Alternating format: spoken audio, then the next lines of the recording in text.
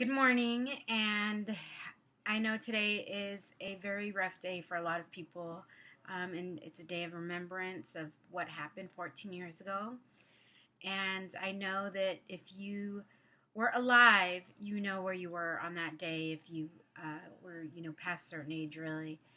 And I just wanted to make this video because I feel like that day, for a moment in time, there was a period where we were all proud to be an American. And we stepped up a little bit more and we smiled a little bit brighter and we understood each other a little bit more. And I just don't know where that's gone. It feels like instead of progressing, we've completely regressed. Instead of embracing our differences and getting to know each other, we have become even more fractured. And this segment has come out in regards to just being so hateful and spiteful. And I don't know where, I guess I don't understand it. I didn't grow up that way. I didn't grow up with being spiteful against somebody because of their skin color or because of their last name. Um, and it worries me where our country is going because of those things. And I will just say, and I'm sure I'm going to get a lot of heat for this, or maybe not, I don't know. I am a Christian. I do have, faith in God, and I do believe that Jesus Christ is my Lord and Savior. That does not give me permission to pass judgment on others.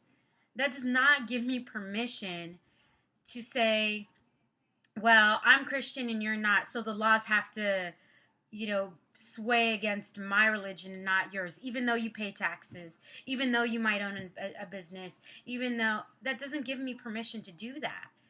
And it doesn't give me, being a Christian does not make me Republican, just like being a Latina doesn't make me a Democrat.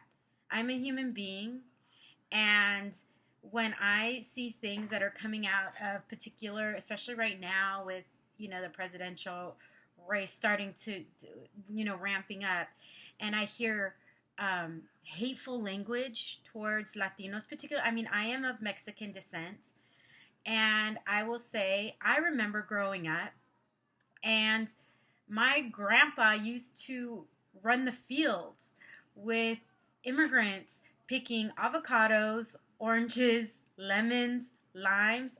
I saw that. Those are not easy jobs in the Southern California heat, especially where we were, which was North County. That you're out there 10, 12 hours a day picking, fruit, standing on your feet, reaching up, picking fruit. It's not an easy job, even though you might think it is. It's really hard labor. I remember that. I remember being out there and seeing that. Um, so knowing the things that are contributed, and I'm not saying that there's not a problem, and I'm not saying that something shouldn't be done. What I am saying is we shouldn't be using hateful language to try, and it's not even fixing a problem, it's just creating hate.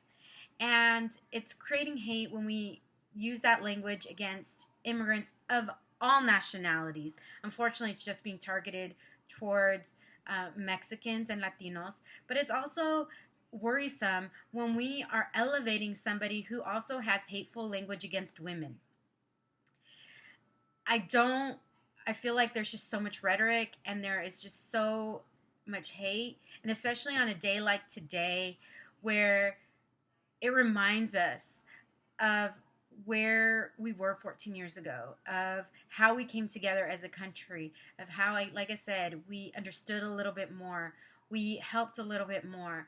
And I think today is a good day of remembrance, not only for the events that occurred, but how we acted after that. Because we might act like that one day a year, and that's usually on this day. But I think it's a good reminder for us that we need to continue to understand a little bit more, smile a little bit wider to that next person, And instead of spewing hateful language, we need to really try and understand each other. Um, I think that I really hope and pray that whatever comes from this presidential election, that it doesn't continue the hate. Um, I hope that I understand people are frustrated. I understand people want change, but change cannot come in the form of hate.